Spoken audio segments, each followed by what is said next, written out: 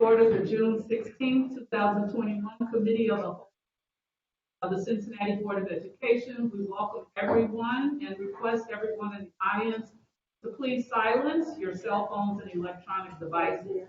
Please stand for the pledge.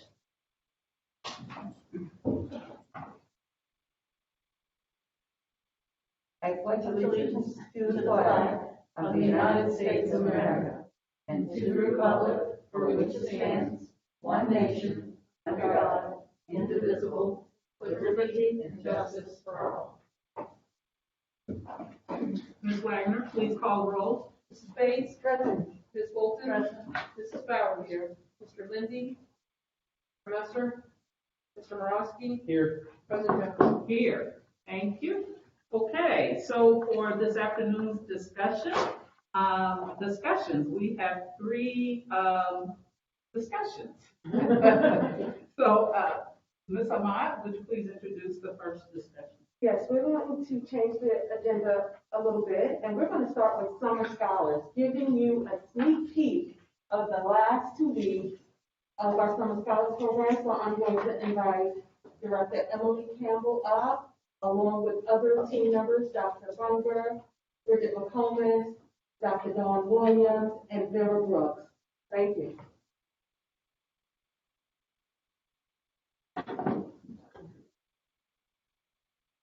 Good afternoon. We're excited to provide an update on our Summer Scholars programming so far. The creation of our Summer Scholars program is directly aligned with student-centered decision-making and our community engagement influence. We're now about halfway through this Summer Scholars program, and we're proud to have built one that our students and families said they wanted. So when we joined you in the spring, one of the big things that we were doing was learning from our families, learning from students, what type of program would you find to be successful that you would send your students to? And they said, we want space for social, emotional experiences. We want to know, we want extra practice with those critical prerequisites for the upcoming year, and we want a camp-like feel. So before we move to this update, though, we just want to say thank you. We thank the board for your support in this work. We are so thankful for our principals, our teachers, our senior support, all of our employees at the field who put this programming together, as well as various departments across Cincinnati Public. Transportation, dining services, got hot lunches for our students. Everybody had to come into this work to make it successful, and we very much appreciate it. So Dr. Dawn Williams is going to talk about the academic portion. Thank you. We are so excited about our academic portion of Summer Scholars. Our buildings have done a wonderful job making sure that they created a learning environment that meets the needs of students as well as our teachers.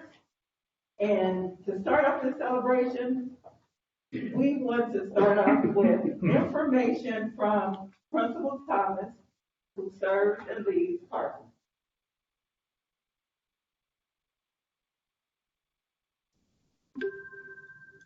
Hi, my name is Terrez Thomas, and I'm the proud principal at Carson Elementary.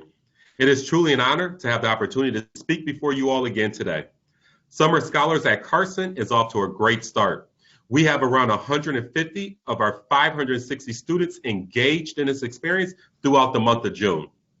One thing that stands out to me is the other day, one of our students ran up to me so excited to share how much fun he had the previous day. As I listened to his story, I became more excited with him as I learned he was talking about the instructional portion of the day, which underscores how hard our staff have been working to ensure not just a rigorous experience, but an engaging experience for our students throughout the month of June.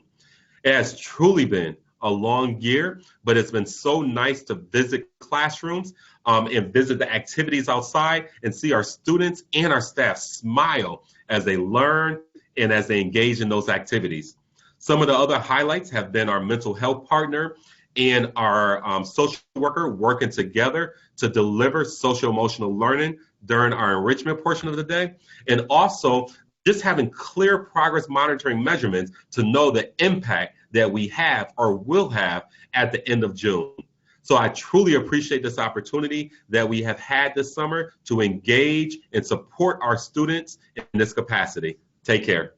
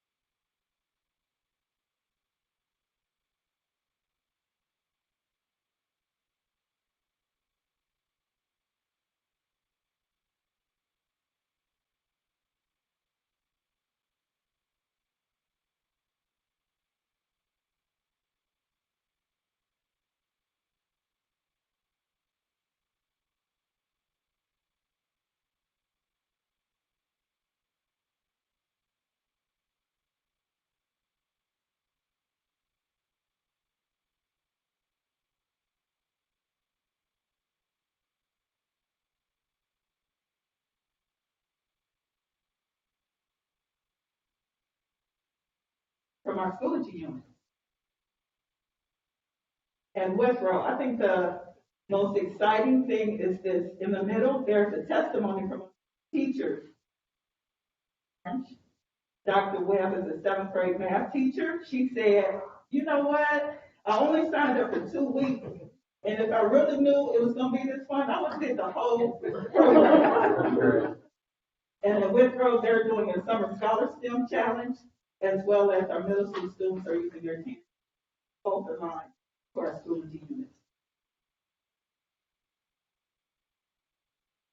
And we also have our AP boot camp,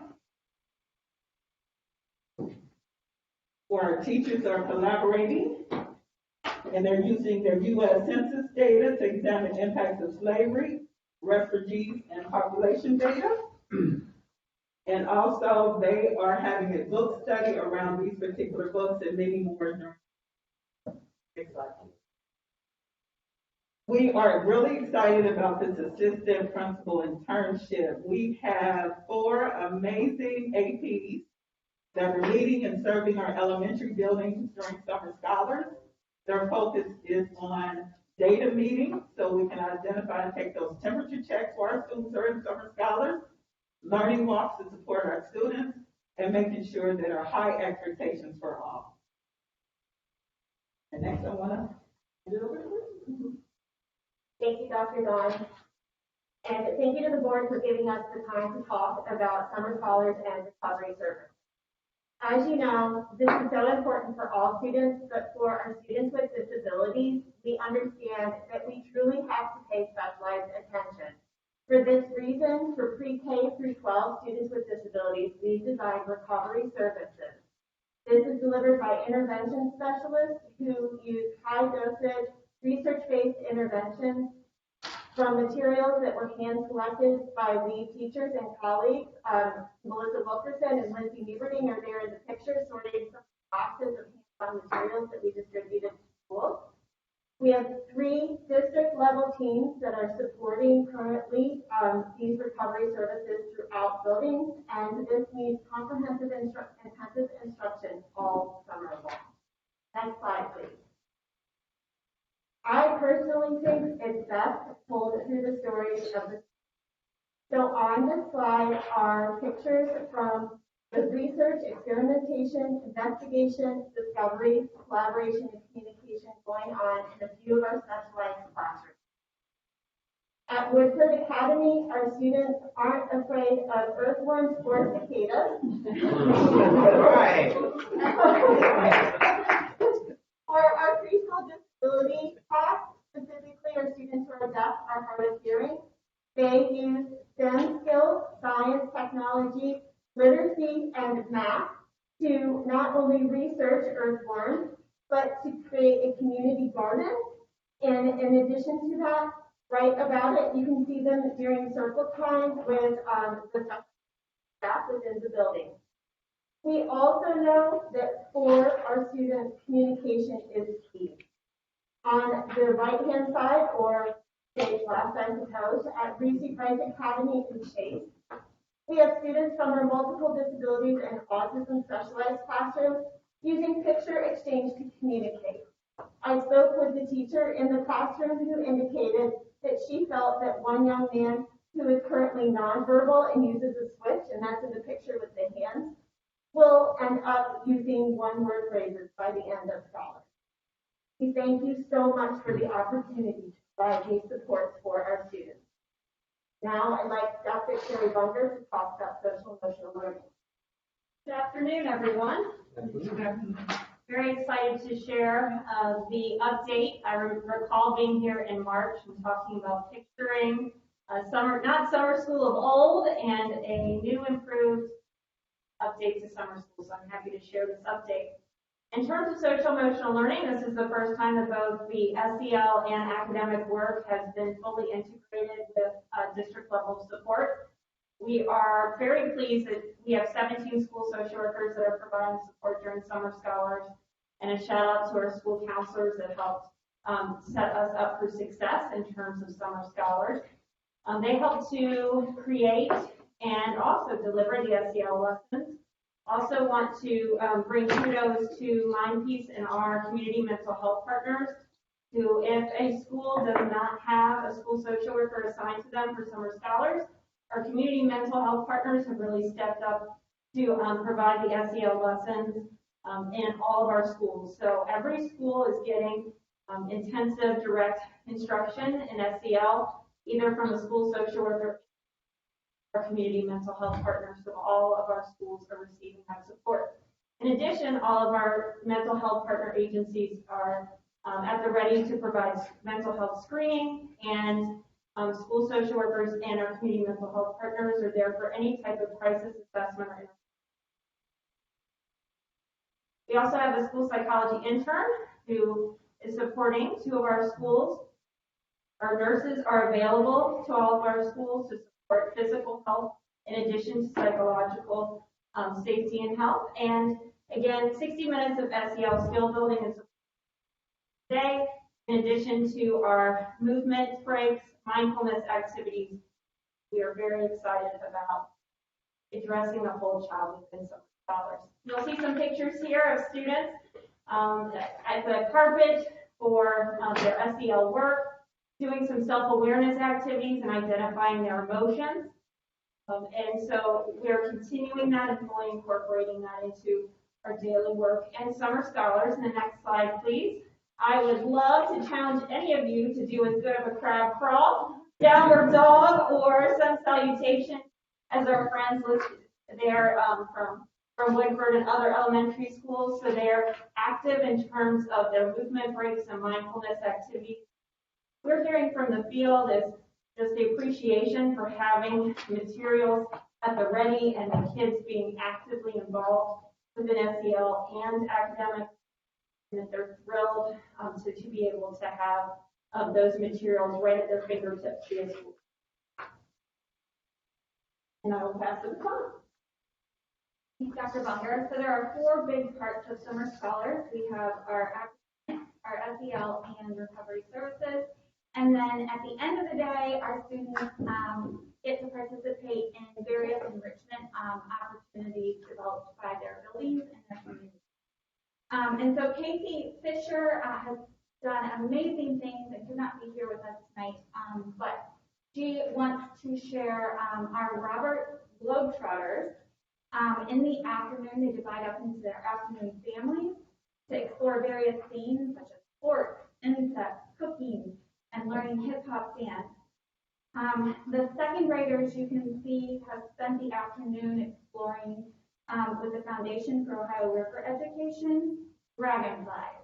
And so we do have a lot of cicada studying happening right now, but we also, our Robert students have not only been studying them, but then they all built their very own dragonfly to take home.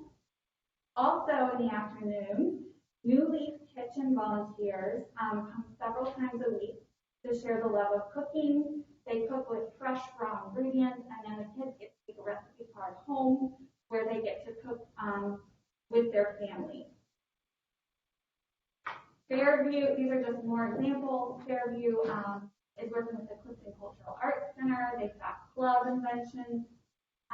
They teach martial arts with ABC, and they have a Japan American Society. Taft High School has focused on the full experience. And so in there, they have hosted Summer Scholars Self-Care Day, where students got to go to the spa. They have been hosting think tanks with their students, and they have taken several walking tours to explore the culture and history of our city. Early Childhood has done some amazing things as well. With the Cincinnati Fire Department, they do weekly virtual safety lessons with the famous Cincinnati Fire Museum and firefighter Brian. The Mission to Move has come in and helped with some movement and mindfulness. And Kathy Wade's Books Alive has allowed every child to take home a book and grow their libraries. Children's Hospital and our very own transportation department has worked with First Student and UTS to provide 70 students with helmets, safety equipment, and their very own bicycles. So very, very cool things happening, which leads us into just kind of a sneak peek into Jumpstart here. In the true CPS spirit, we could not let it end just at Summer Scholars because this team has done an awesome job. We will be moving into Jumpstart in August. So in Jumpstart, it will be open to every preschool and kindergarten student without CPS boundaries that are enrolled in a CPS school for the 21-22 school year. We're providing access and opportunities to families through multiple ways so they can become a solid member of their learning community. Students will be prepared to learn coming the first day of school through different transition activities that we are providing, along with just becoming a part of the family at their school sites. We want to connect the families through our assistant school community coordinators and other resources in the city. We want to connect our families that may be in need with the resources ahead of school opening so that our children may have a solid start. So we will continue to collaborate and plan with talent and development and our principals to provide high quality staff. We will continue to develop and work with communications and our IT department. You will see us out at all of the block parties and other events throughout the communities. If you know of one, please let me know. We will be there to keep promoting our district, to have our youngest learners have a wonderful start for the school year. So our next steps are to celebrate the joy of learning and community collaboration, continue to jumpstart, accelerated learning in the fall, and most of all, learn what has worked and what we need to improve on as we move into next year. Thank you, and are there any questions? Board members, questions or comments? Go ahead, Ms. Bowers.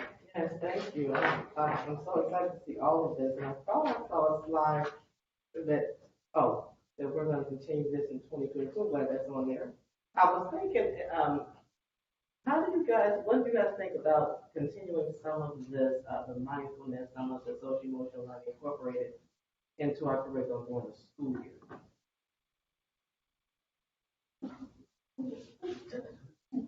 Takes me a little longer. That's okay. Take your time.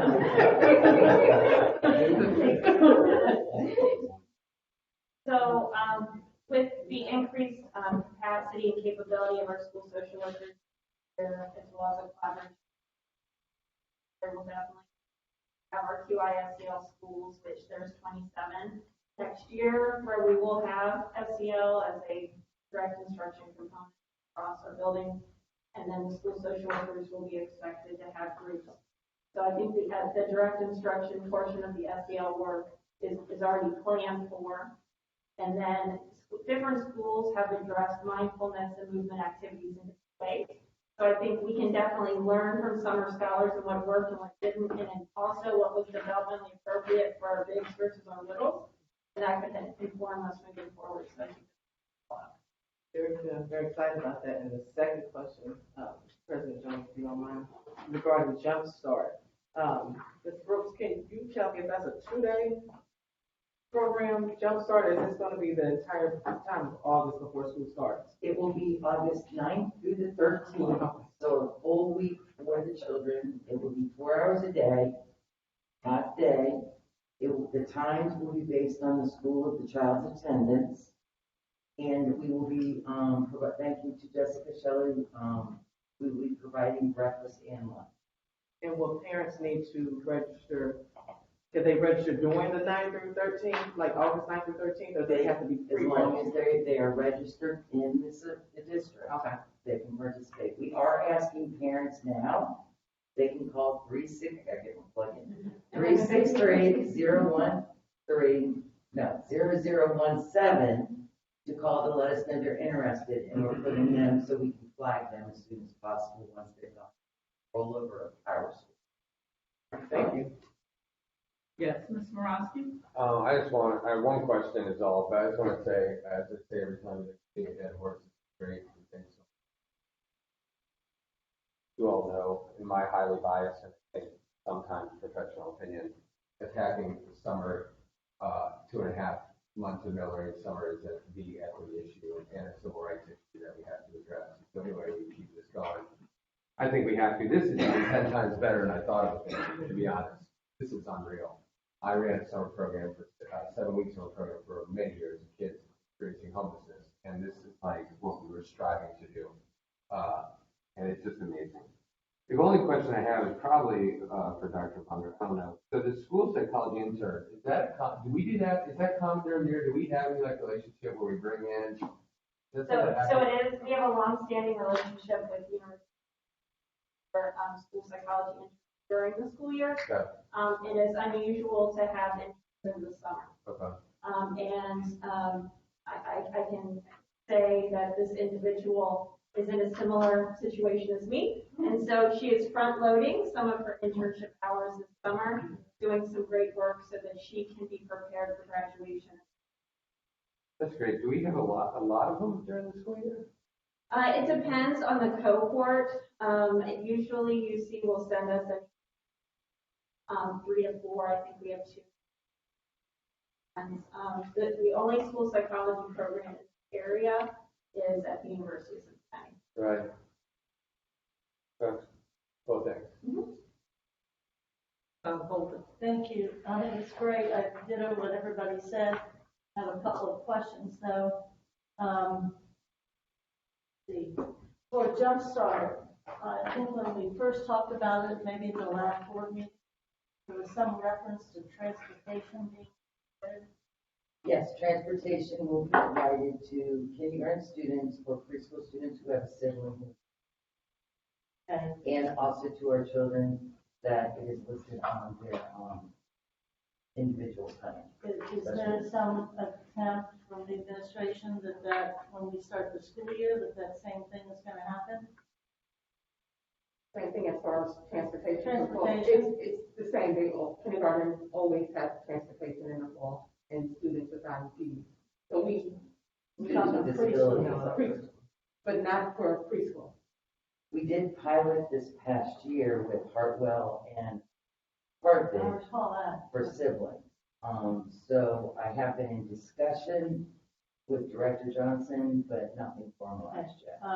Just because that does require, I understand, specialized buses and the seatbelts and I'm excited about that, but I'm also worried Well, about actually, expanding transportation. And there is a difference between a public ODE site and a private ODJFS site.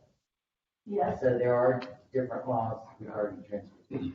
great. And ours would classify as As a ODE, public site. Okay, and the law for that requires no seatbelt, okay.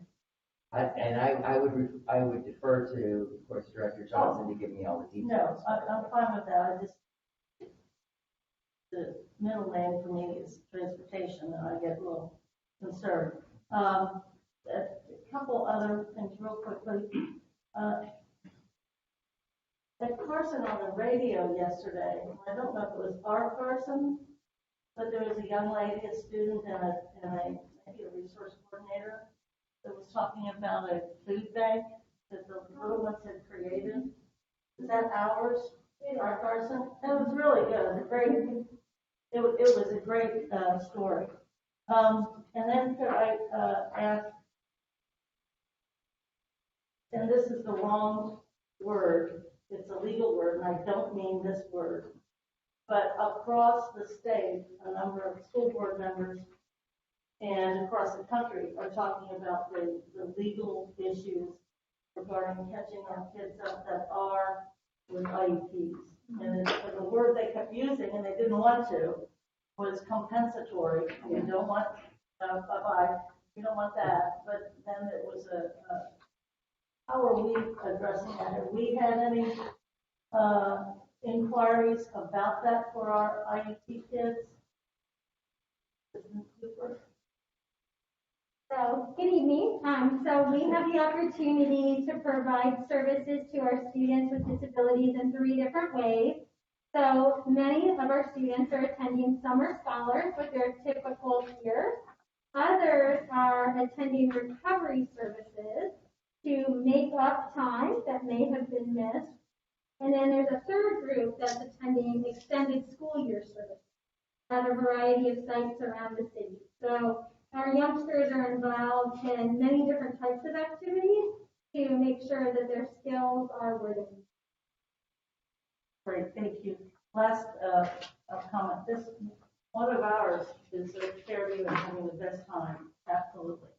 So this is wonderful. How many students did we end up with this year at Summer Scholars? I mean, we've seen wonderful examples. Do we have a total of the number of students that are actually partaking? No, I just said enrolled in some. Enrolled, thank you. We had 11,000 students, 11,000.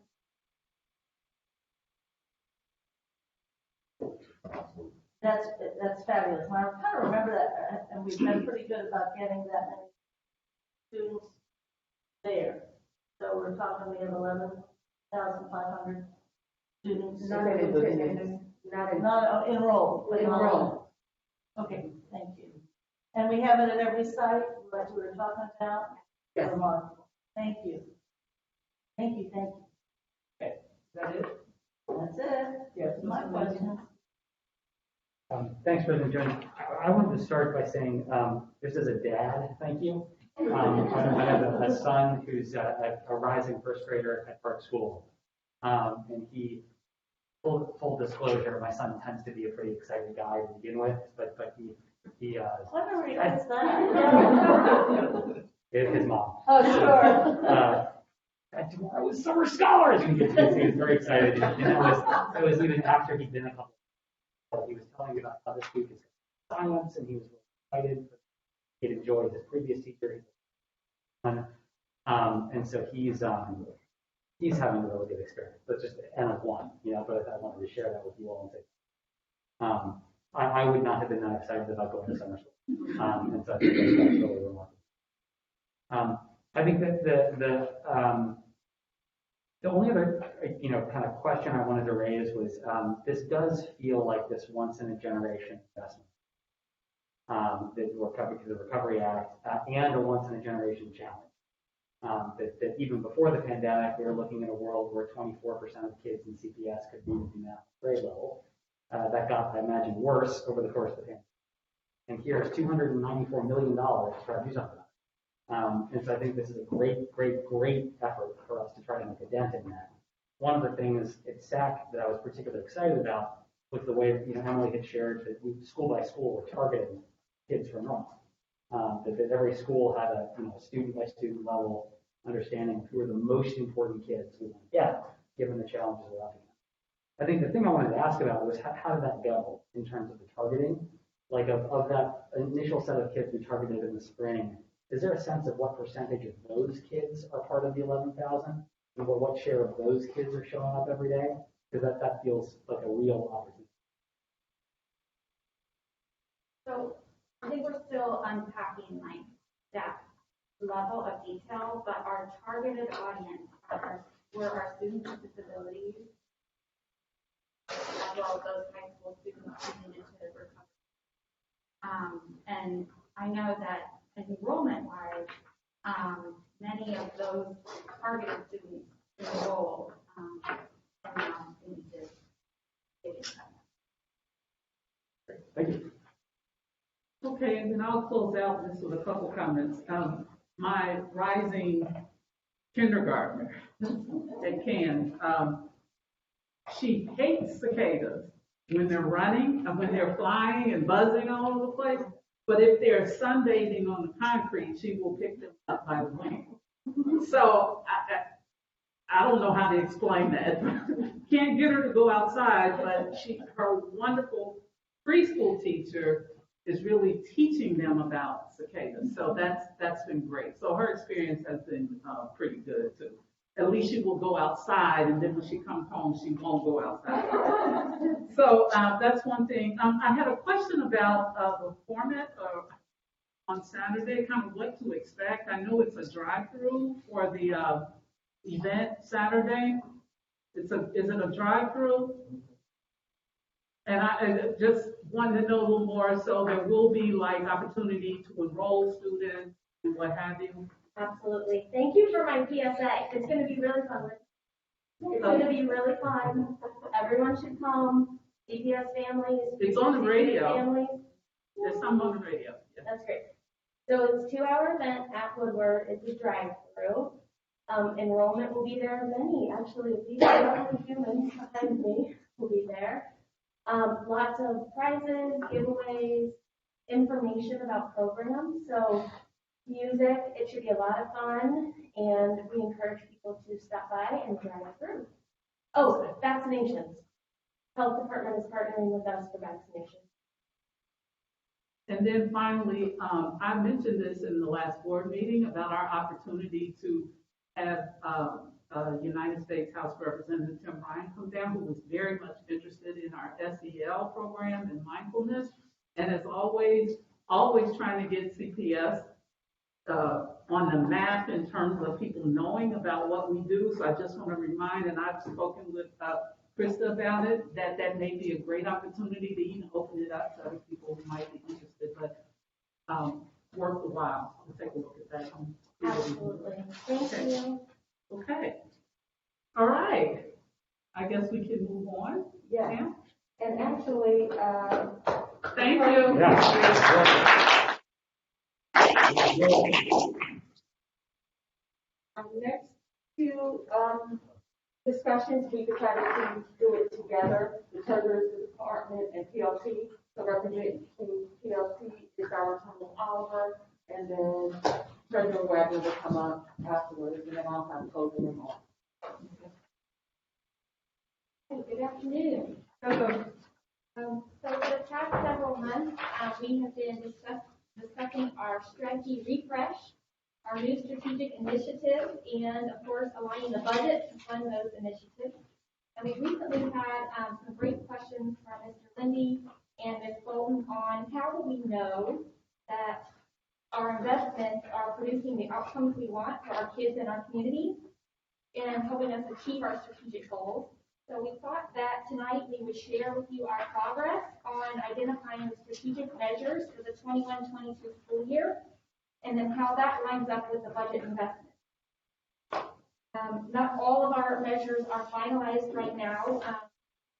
We're still have a few that are a work in progress, trying to identify how to best measure the impact, but happy to share with you tonight and hear discussion and input.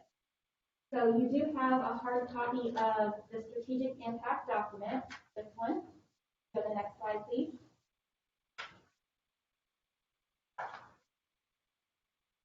So for each strategic goal, you will see the measures in the blue area on the left, and then the corresponding budget in the green area on the right. And you'll see there are a lot of details in there in the measures, so I will just hit the highlights for you. One quick note on the budget column. This includes all funds, not just general fund, and it was our budget as of reporting out about a month ago. So as we continue our work on balancing to the general fund target, these figures may be adjusted somewhat. So, for example, for the student-centered decision-making goal, this goal has the most measures. The goal, the measures in the first section there are the ones that we will have on a regular ongoing basis throughout the school year to monitor progress.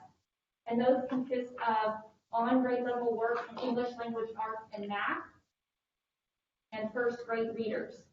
And for those three measures, we will also be measuring the subgroups outcomes for those. In the four subgroups, we identified our students with disabilities, English learners, Black, and Hispanic. We'll also track progress towards graduation and declaring 3 E's for the seniors. The next set of measures under student-centered decision-making all just come at the end of the year. So we put them all together just to identify that we won't have those that particular data until after usually the end of June, when OBE releases those results. That's third grade English, language, arts, and math, sixth grade English, language, arts, and math, and high school English, language, arts, and algebra. And for those measures as well, we will be looking at the subgroup, the same 4 subgroups. So those will be the measures, the outcome measures for student-centered decision-making, and then you see the corresponding budget for the new strategic initiatives is $11.1 million. For health and safety, our measures in-school transmissions of COVID, student attendance, student discipline, as defined as exclusionary consequences, that will be the measure. And then for the exclusionary consequences, we'll be measuring the subgroups for that as well. Percent of required immunizations via our nursing services, and the number of social emotional learning groups. And the budget for the health and safety is $21.5 million. Next slide, please. For community engagement, the measures community resource coordinator services, and that is one we are still working to identify exactly how to measure that. Increase in LSEC effectiveness as defined as on their survey. COSSET parent survey participation and engagement. Positive place stories. Positive, social media engagement and customer satisfaction. And the budget of $1.66 million. Optimized capabilities, our measures are Gallup employee engagement, the QI project assessment average, and the number of department PGSMs, which stands for priorities, goals, strategies, and measures, that are on track. Budget of $15.7 million. And then the last goal for growth, the measures will be the building expansion projects on schedule. Those are the Walnut High, Pleasant Ridge, as well as increased student enrollment. Budget of $30.8. So similar, you guys may remember the strategic plan scorecard that we had pre-COVID. And so it is our intention to be able to report out on these measures in a similar manner on a regular basis. And now to continue the presentation on strategy and budget.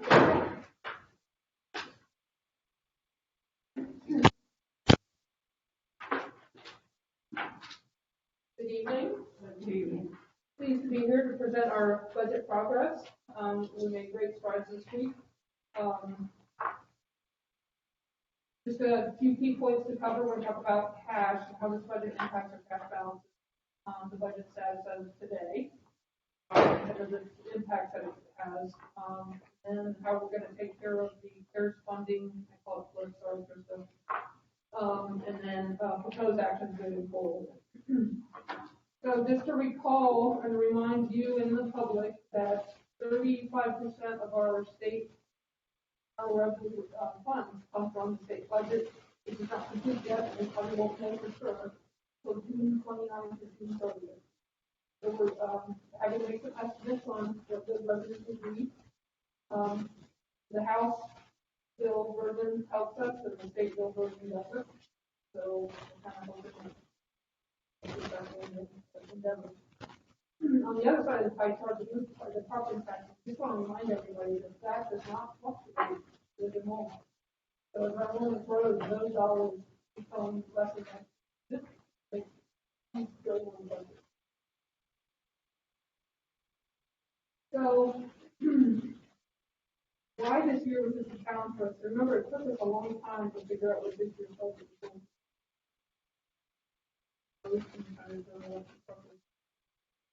We got to $647 million budget. And then we take that 647 and we do absolutely nothing new from last year. We've already spent an additional $8 million because of the second. So that makes adding innovative and strategic investments very difficult because you have to carve it out of previous spending. And it's very hard to do, especially when there's so much uncertainty out there. So this is where we are as of this morning. You remember at the last presentation, we revised the budget target to 676. That was to take advantage of some of the underspending that was happening this year. And so that adding a little bit more cash available to us to finish out some of our strategic investments. As of this morning, as of yesterday morning, the budget software indicated that we were still at 684 million. We have yet to implement the annual. We were looking at cutting another 26 million.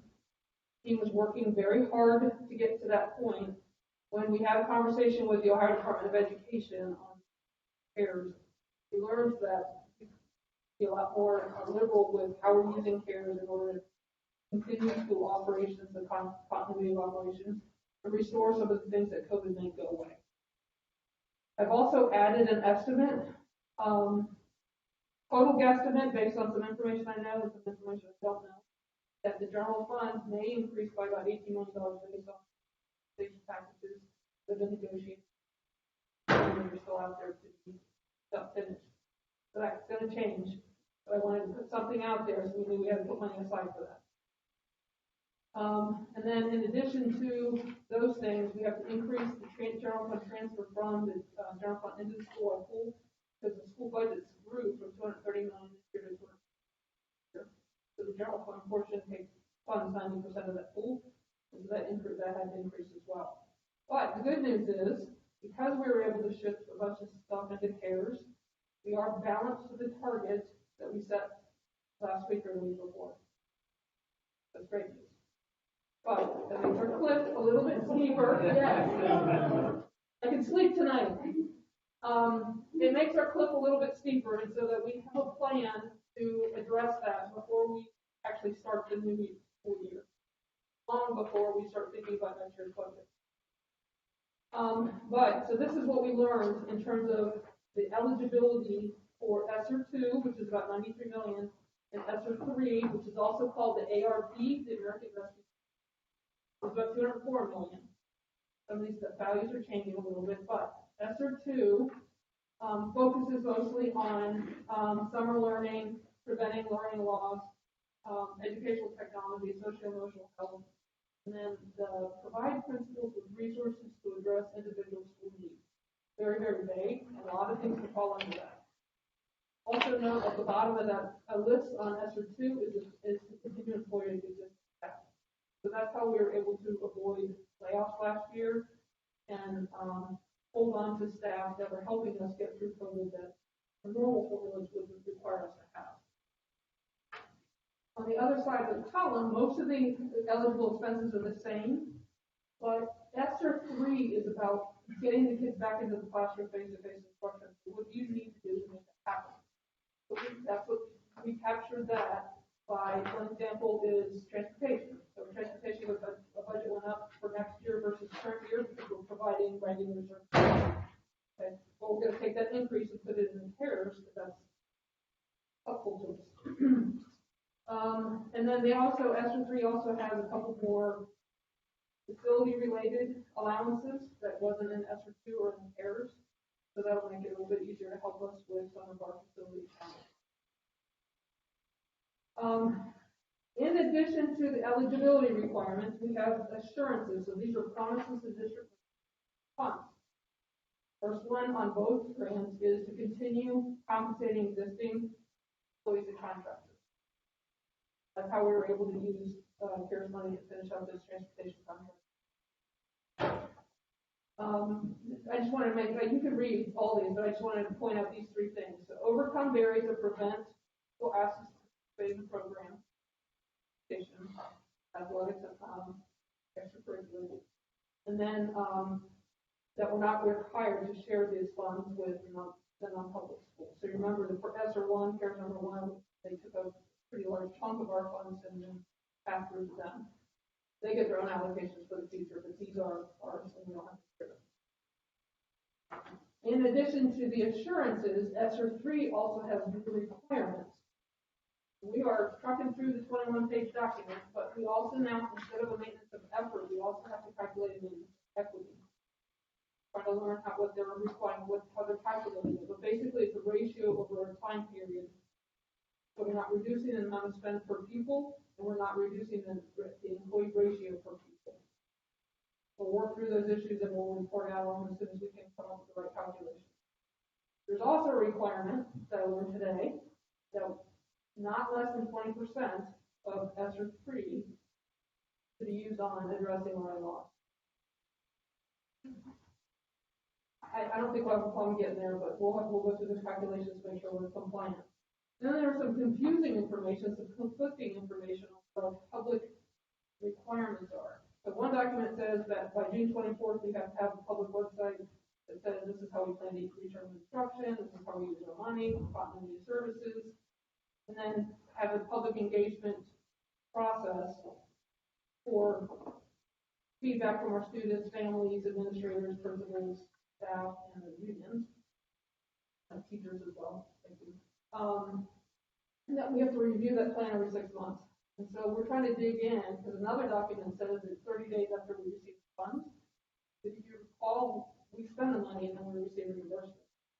But I think they mean once they get the allocation in the CCIP, but we want to get some specifics because it's confusing. I don't want to miss an opportunity to be compliant. But our application for ESER 3 is due in August. So this is how we were able to balance our budget target by shifting things from the general fund into ESER. And I can't read that far. Hold on a second. So the first line was transportation. So our transportation budget went up by $7 million because we're returning full service. And so we're taking that increase into CARES. That falls under returning to normal operations. Athletics and extracurricular, we restored elementary athletics and some of the extracurricular activities. That would they could fall under addressing learning loss and special $8 million of increased curricular expenses could fall under the evidence-based curriculum addressing learning loss. We've had some increases in our, remember we talking last time about increases in our insurance premiums and general counsel costs have done environmental health safety. That's in complete response to COVID and very valid for use of the CARES Act. We restored district-wide mentors. Our teachers need mentoring on this new world London hybrid learning. We restored AD to EdS, which is now called Promise Center, and that addresses social mental health and addresses learning loss. We're expanding CDA some more. It's about $500,000. I think we're able to shift more of it to claim what we did this year.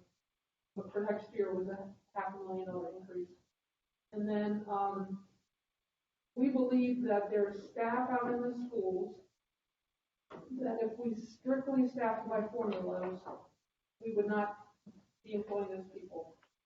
And so we came up with a calculation of what that would look like, about $4.8 million. And when we get into September is when we do the teacher allocation committee, we do the right sizing. So this gives us some wiggle room in order to continue to employ existing staff. because because people are there, the budget positions are there now. And we're gonna hold on to them next year. We are working very hard to re-enroll the students that left us last year, particularly around preschool and kindergarten, and every indication is that their work has been very successful. But this was the 26.6 that we used to help get to our budget target. So what does that mean for our cash? So the bars represent the May forecasted balance that you've adopted in May. Green bar is the current year. So you can see where our cash balance is a little bit higher than it was the previous year because of our underspending, putting more cash in the bottom line. So if you look at the red line, that represents the budget, budgeting cash.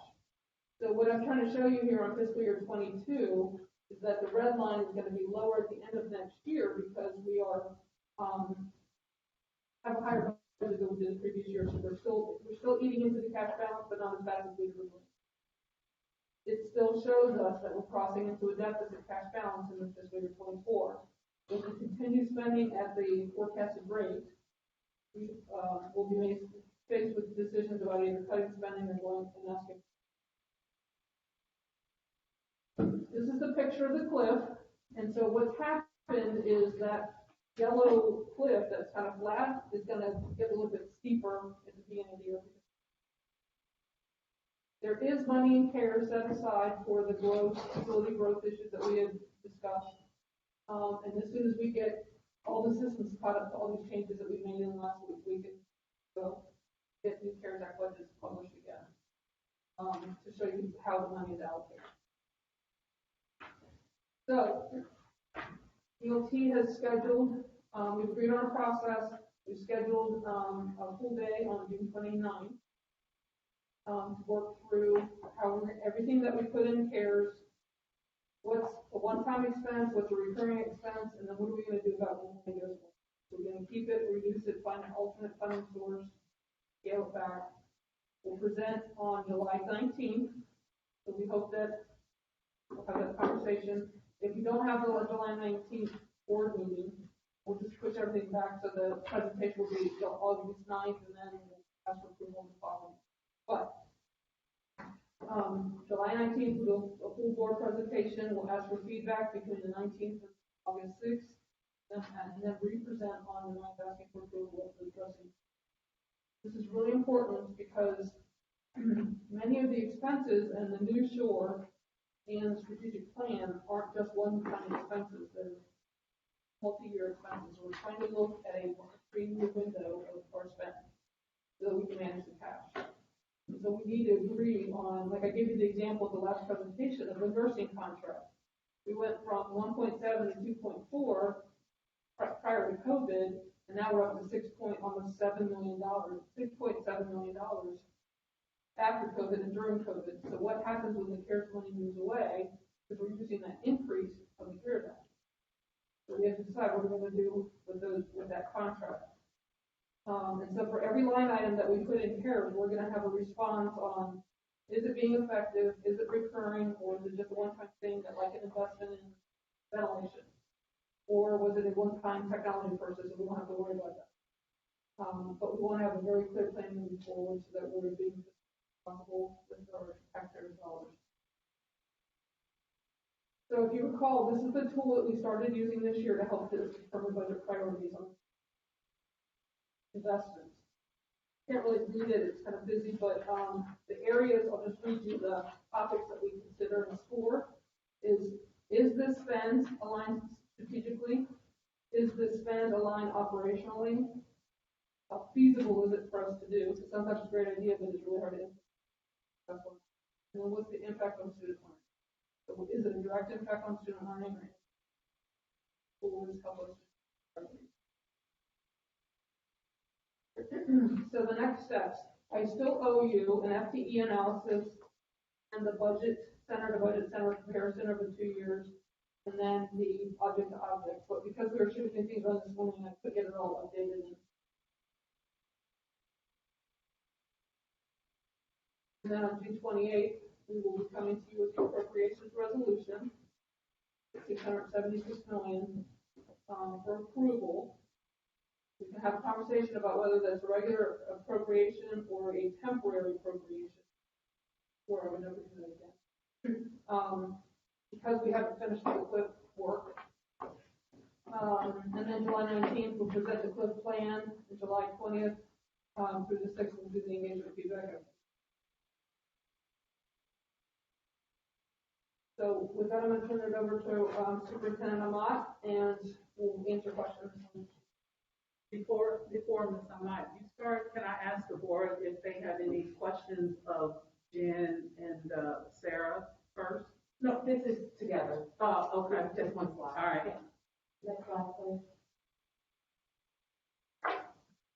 And so in closing, we just want to say, because of balancing the budget to target, we are prepared for operations and staffing if the board approves the budget for school opening in the fall. It is so important that we start the school year with the resources we need to move forward to close the achievement gap. Secondly, we wanted to highlight, we have a process for the CLIF, and that is using data to determine what will be taught, what will be added, what will be scaled. So lots of new learning, and today's presentation on summer school is a clear example of that. What do we want to keep and move forward? So we look forward to presenting, if you keep the board meeting on July 19th or in August, so you have a full picture of the plan. It was just an absolute pleasure to work with the treasurer, PLT members, to really finalize this work, and we just thank you for the time today to share all that we wanted to share today, and we are here to answer any questions that you may have. Okay, thank you. Any questions? Ms. Bolton, go ahead. Okay. I have several. First, of course, I'm pleased that we are not moving forward without finding a way to address the question. And they're responsible. I appreciate the administration figuring that out. I think that's great.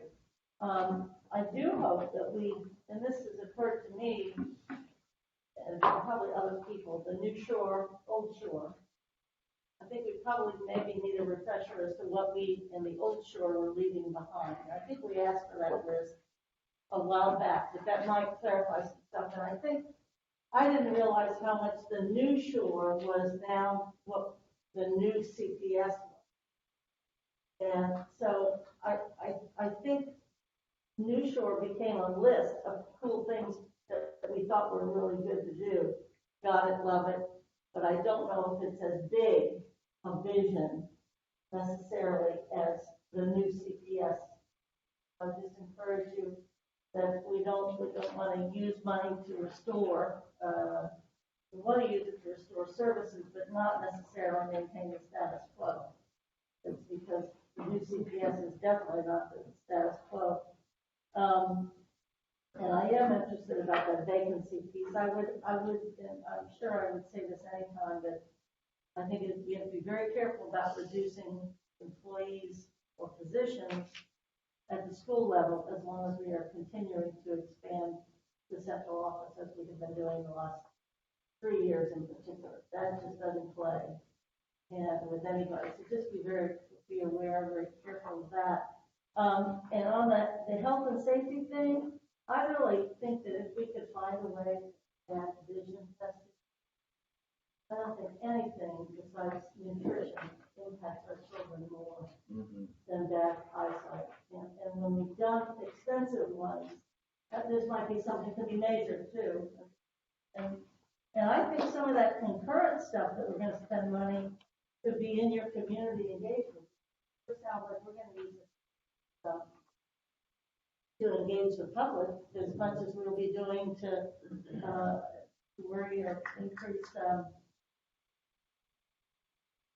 instruction. And Jen, just one question on transportation. You said the $7 million for transportation, that would restore it. We can use $7 million from CARE. Does that mean that this year's transportation costs $42 million?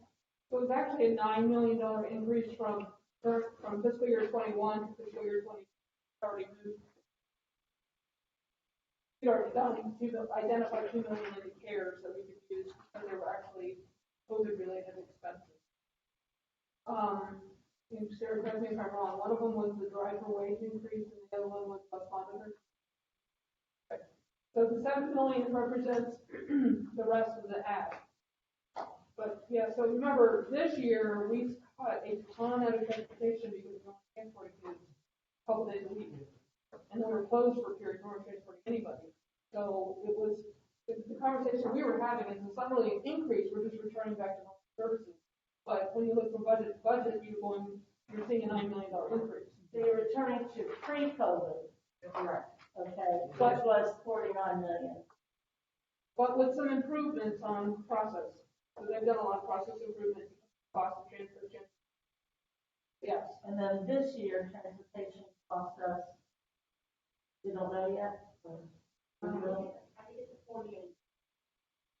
I just think that's important because a lot of people thought, well, we're not transporting people, there's gonna be millions of dollars of savings, and the reality is, not really. Okay, thank you. Oh, just think big about CBA. Well, there was millions of dollars in savings. Reduced the budget by $6 or $7 million this year. Okay. It's just not $20 million. Okay, Yeah. okay. So we only spent 42 million this year. I think it's less than that, but we can verify. Yeah, well, we can talk about that. Okay. Can I just respond to one thing? We have to be careful about CARES doing new stuff. It has to tie to COVID. So prevention of virus spread, learning loss, and responding to COVID and preparing the operation. So they're looking very deeply at new things. So just be careful about it. But because we can supplant, take old stuff out, put it in CARES, and they'll function. Mr. Orowski. So if I understood the piece about ESSER 2 and I believe 3, being a little more liberal in how it's allocated, you were saying that dollars from there can be used to restore things that we lost. It doesn't just have to be what we run an impression where the things you can restore things. Right. So one example of that is we lost $3 million in state revenue. We lost $7 or $8 million in state revenue in fiscal year 20. The state gave us back less than half of that. The rest of it I'm throwing in CARES because it was a loss of revenue. Another creative idea that we talked about was CPS losing revenue because they can't the way they used to. So we can actually use those funds to support their.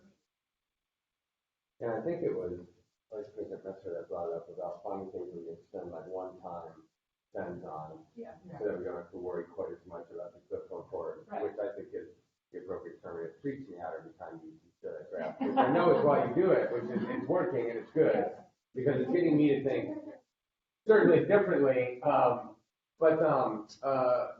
Okay, so if we're gonna, and we are gonna use some of that, I don't want to get too granular with it, but I trust you that we're not taking away some things that are for kids to put back over there, because I look at the numbers, and the number for student-centered decision-making is pretty low compared to a lot of other numbers. But it's kind of like, bear trapped in the woods type of thing. I understand how building out High Park School, Pleasant Ridge, and Walnut Hills contributes to student learning, but it is pretty low compared to other things. And so I just kind of want to echo Ms. Bolton that we need to be careful that we're not beefing up central office too much and more bureaucracy, because $11 million versus 15.7 for optimized capabilities is just, it doesn't, again, I don't maybe know enough about what these three things mean, but it doesn't sit great with me tonight, and I want to learn more, and I will learn more. Fine, I know I will, but I just wanted to say that. And then lastly, if I'm reading the next step correctly, So, I'm sorry, can I interrupt you? Yeah. Optimized capabilities, that part of that $15 million is the package of the technology stuff. Right. It really is, but. And that's what I'm saying. I mean, and that's, Yeah. it's a bear trap in the woods type of thing. I understand. Yeah. I don't know Well, what that and means. the federal government, because they added that new measure of maintenance of equity, exactly what. So, yes. I'll explain to you. We can tell it what you do. Yeah, I'm cleaning it up too. So, You are. so I am. You showed a lot of concern. Very well. Okay. On the orange page, I just want to make sure I understand this correctly. And if I do, then I'm going to have more questions. If I don't, I won't have any questions. Okay. June 28th, submit appropriations for approval, which means if I were to decode that, pass the budget without knowing what the cliff plan is. Is that what that means? Correct. So what the appropriations is a required timeline for Hamilton County. Right. I have to submit something. Sure. So, and the authority you all have is that you fund us at the fund level. The line by line budget is, you guys adopted, but it's not necessarily a requirement. So, so yes, you are adopting, and unless you want to do a temporary appropriate, call it a temporary 76 to get it started, and then after the cliff, and it changes, but by then, people are going to be under contract, vendors are going to be under contract, it's going to be hard to print the current year. What we want to do is inform it moving forward to make sure that we're not creating a bigger problem. So that was like, that's what we did last year. We did a 90-day because we didn't have any recollection. We didn't know what our instructional plan was going to be. I just have some concerns with passing the budget without having any plan for the cliff and then waiting another 3 weeks and then another couple months before we get it and then approving that plan. So I don't know if anyone else is up for maybe discussing a 90-day type of program. I don't know. I just want to put it out there. I know I can't vote on stuff with Cal, but I just need to. Well, legally, we're required to present the appropriations budget, right? Either a fiscal year 22 appropriation or a temporary, a 90-day temporary appropriation. What I'm saying, And you're saying use the 90 days to, yeah. At what level? Yeah. What are you comfortable passing as a temporary appropriation? When we spend the And the 90 3 days. weeks, Yeah, and the 3 well, weeks, yeah. those 3 weeks on that is strictly your all's meeting schedule. That isn't your business meeting schedule. Well, if it was something that were to be taken seriously, I mean, I would certainly defer to the expert. But at least 90 days worth of appropriation, I would say, is reasonable.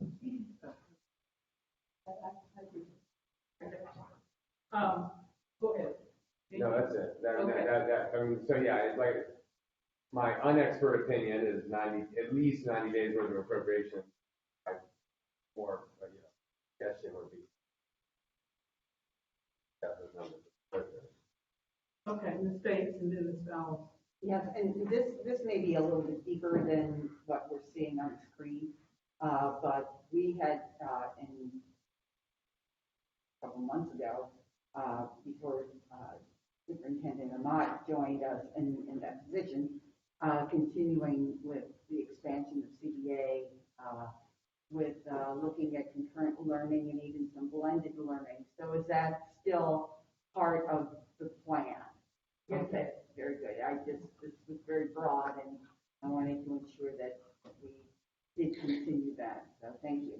If you remember the last presentation I did, I had all that's everything that's being funded. Okay, Ms. Bowles? Yes, Being proposed to be funded. Right. Ms. Wagner, I just want, in your opinion, the 90-day appropriation, what is your reservation about that? It's difficult to manage, because then we're asking everybody when they're vendor contract, only to put out a 90-day contract. But we could do it. We did it last year. Go ahead, Mr. Lindsay. Thanks, President Jones. I wanted to start with the just the outcome measures and say thank you. I know I brought this up in a couple different meetings, but I really think it's very, very, very helpful step in the right direction. I think it's incredibly clear what the outcomes are. They're very measurable. I think it all fits on one page. I was trying to count them to see if there were fewer than there were in last versions. And I think it's not by much, but it is slightly fewer than the last, but it's the right direction. I think that's great. And I just think it matters, you know, and I mean, not just because I happen to think this way, but it helps us be honest about whether we're having an impact. And to say in advance, here's the impact we want to make in the world. And let's be bold and let's be ambitious about it and let's go after it. I mean, we're going to hit some of these, we're going to miss others, but we're going to learn. And I think this is just very, very, very, very helpful. And it also is a way, I think, for us to make sure we're holding ourselves accountable to families and to voters, to make sure that the way we're spending it having an impact. And I think for us as a board, I think this helps us spend our time at the right altitude, which is about, you know, what's the vision, what are the outcomes, how are we doing, and are the investments leading to the outcomes. So I wanted to say just a giant thank you.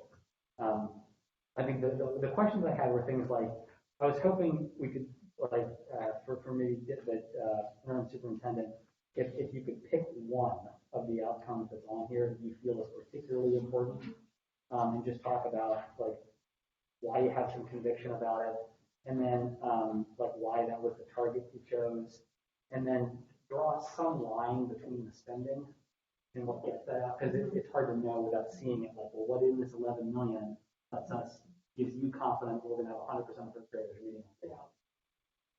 Great question, and I'm glad you asked. First of all, without a doubt, the 2-week cycle assessment. 2-week cycle assessments will allow for differentiated instruction, individualized learning, to take all of our kids in reading and math, to close that gap, and have real-time data for our teachers. So that is the measure. As far as the dollar amount, that is the investment that we put into reading specialists.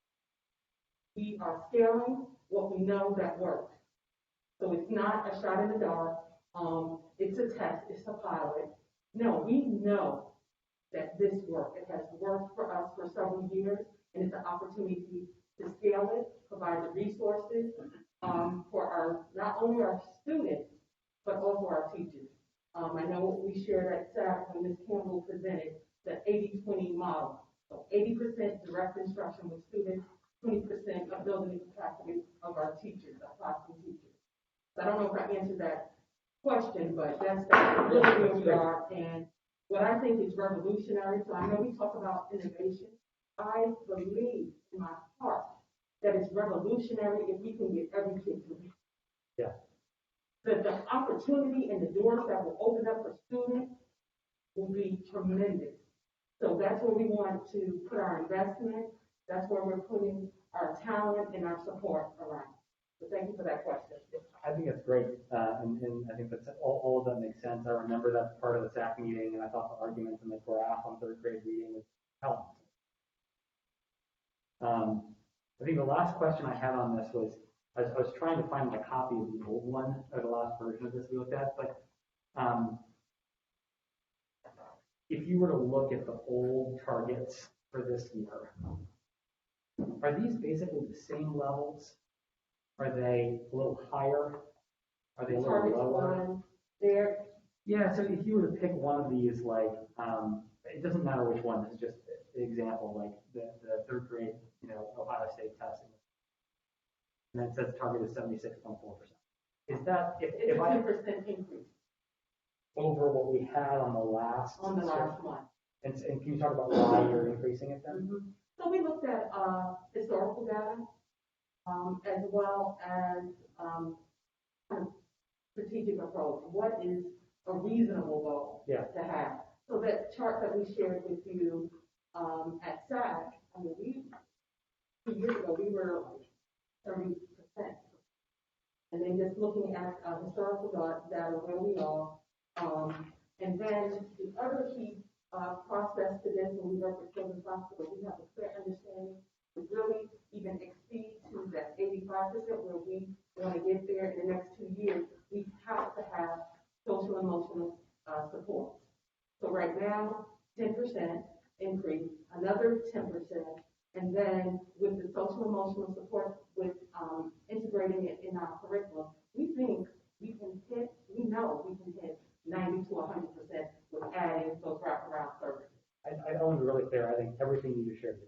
there's no criticism.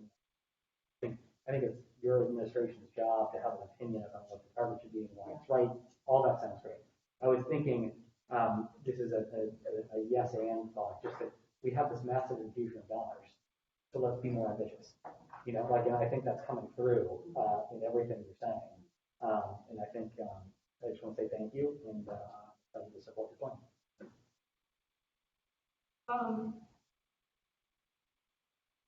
Whenever I go last, I always forget what I want to say. But, so I'm thinking a little bit about the recommendation around the 90-day appropriations. And one of the things I heard you say about the cliff is that we need to decide to use data to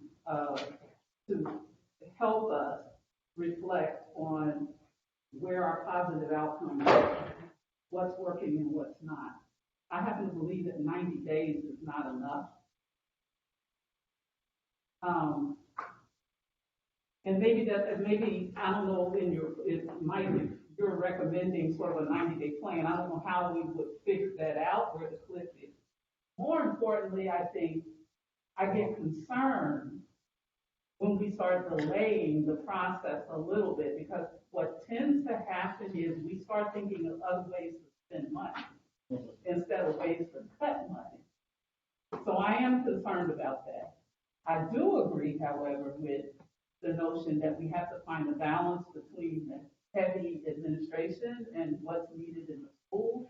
Where is that balance? There may be, some ways of figuring that out.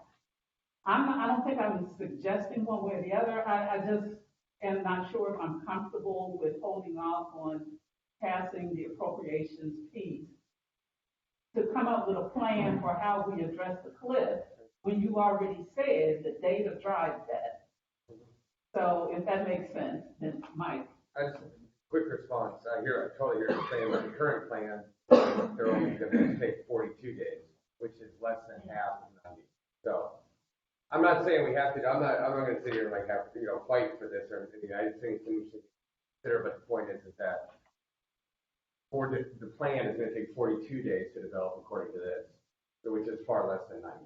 And what are we looking for? I mean, help me understand what it was. Well, just so we have, maybe it's just for me, like that cliff graph freaks me out. And knowing what the plan is and that there is a plan for approving a budget, maybe it's peace of mind. I don't know. I think it's fiscally responsible too, though. But well, I mean, fiscal responsibility. I agree with that 100%. I'm just not sure if that's because I think for me it is more about how we approach the decision to cut when we have to cut. It is about us being able to make decisions that are not based on, pardon me for saying this, personal preferences or new things that come up that we want to fund or anything like that. At some point, you cut it off, Ms. Bolton, I see your hand, and then Mr. Messer. Yeah, we are going to be talking about this on finance tomorrow as a reaction to all the things we heard today, which is what we do after presentation to the whole board. I'm worried. I'm going to go back to what again, and I'm going to quote him again last time. What Ben said about this once in a generation amount of money, and it won't come again. Okay, so that is pause for me to figure out how we can best use it. And I do think that even with all the expertise and values, I think the community via the board, via taking some time to figure out that clip, I think it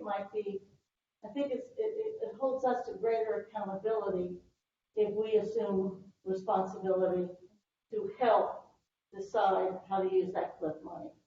And I think a delay or however they're suggesting it, I think that we could go to the community and say, we're voicing you and working with them. I do think it makes sense to take that extra time. Mr. Messer? Yes, and I first apologize. I don't have a boss at work, so everything's in chaos, and I got the TV put on and said, can you do it? So I was in the parking lot. something I said was already said, again, I'm sorry for that.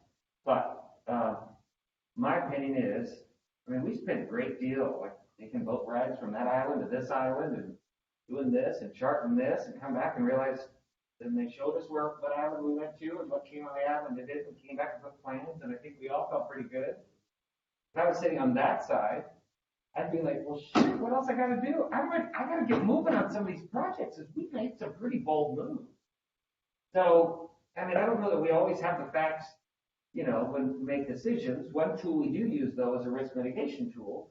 So if there is somebody on the team's like, I'm a little nervous about that, then you declare the risk, and then you just kind of assess it, likelihood of happening and scale of impact, and score it, and then you say, what are our mitigations? So if we do this, this, and this, would everybody be good? So there might be a way to use something like that for the interim, but I already think it's kind of late to be working on some of this stuff, that some of this is transformative even for this next school year. And, I just don't want us to spin in the mud too much, or we're going to miss some instant impact. Kids need us today, yeah. Treasurer Wagner. And I just want to remind people, we really only have 5 minutes. So please, we want everybody to respond. So as I'm processing this feedback, the most important reason why you would want to only adopt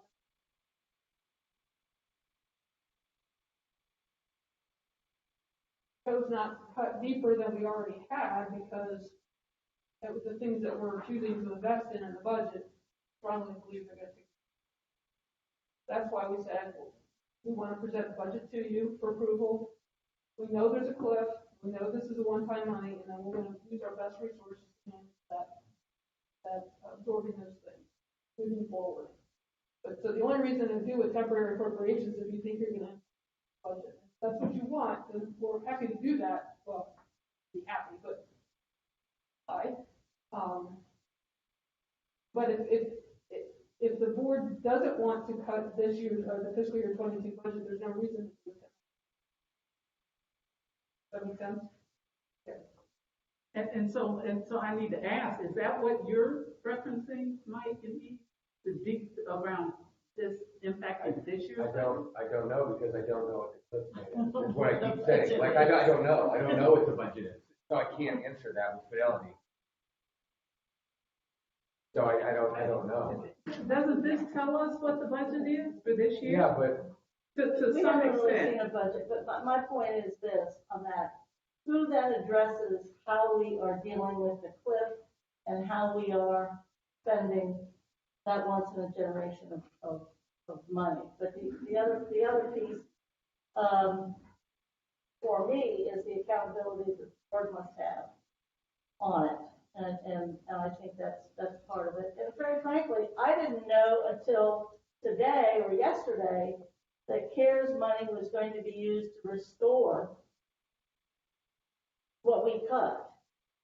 I didn't know that. That to me makes me look at the whole budget at least differently. But Now I've heard that before. So well, I haven't, difference. and Okay, I believe you. I don't know if you heard it or that idea that CARES money as a restorative dollars, that was never said here till tonight. I've heard. So, You didn't hear it here. That's fine. I'm just telling you what I heard. cool. Yeah. No, so we don't have to decide anything till, So you mentioned, okay, if I can ask this question, so you mentioned that maybe that you all could take some time in finance committee to kind of look at this and work this through. I'm going to do whatever, I think we do whatever the will of the board is, but it has to make sense to all of us. And I hear you, Eve, you're talking about accountability. Well, I'm talking about accountability too. We have accountability to make sure our numbers are solid.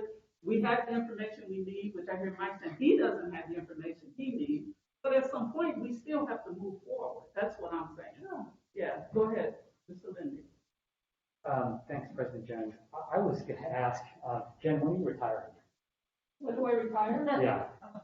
And I'll tell you why I'm asking. Like, if you're going to be with us through this, including figuring out the clip plan, I think you're internalizing all the right incentives, and I trust you, I think it's complicated, and I'm inclined to defer to your judgment and the superintendent's judgment that you thought about this more carefully than we have. And so I was half joking, half not joking, but like, if you're in to see this plan through, and you think this sequence of decision making makes sense, I'm in. And I would trust your judgment. To answer your question, I just signed a 3-year contract, so July 31 to 2024. After the plan, right? Yeah. So I think I should go with your plan. Okay. So I'm not quite sure where we left it, because I did 2 things. One, go with the plan, and one is to let, I think Finance Committee, certainly it has the authority to have this discussion and come back to the board to share the information, and we can talk about it. But it doesn't give us much time. We have one more meeting in June, and we have one meeting in July. So it doesn't give us a lot of time to kind of continue to process it. So I would say go ahead and talk about it and come back to the board with some thoughts and ideas. And we've heard from 2, and we're in different positions, so it'll be an interesting conversation. We'll chime in, and I just think it's very huge. Yes, it is huge. But I would hope that at some point we have to make some decisions around it. Whether we delay it 90 days or whatever, we got to be able to move on. Okay. Anything else then with the discussion?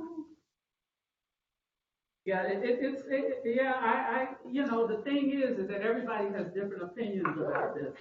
And I think that we all have to be in the same place about it. And I mean, if Finance Committee can come up with something that makes sense, I mean, I kind of agree with Dan. I was like, we know what it is, it's here, but everybody has to feel comfortable with that decision. So we're all entitled to that. Okay. Anything else? Say one last thing. So I don't want you, the board, or the public to think that we're not sharing information as we get it. So the ESSER understanding and the guidance that comes out is that it's evolving. I just learned about some of those things last Thursday in my treasurer huddle. It's not even coming through my normal OBE channels. I'm getting it through my colleagues. So I'm sharing with you all when the first ability I have when I have information. So I'm not trying to trick anybody or anything. I'm just saying it's an ever evolving understanding of how to best use these funds. And next week it'll evolve more. Yeah.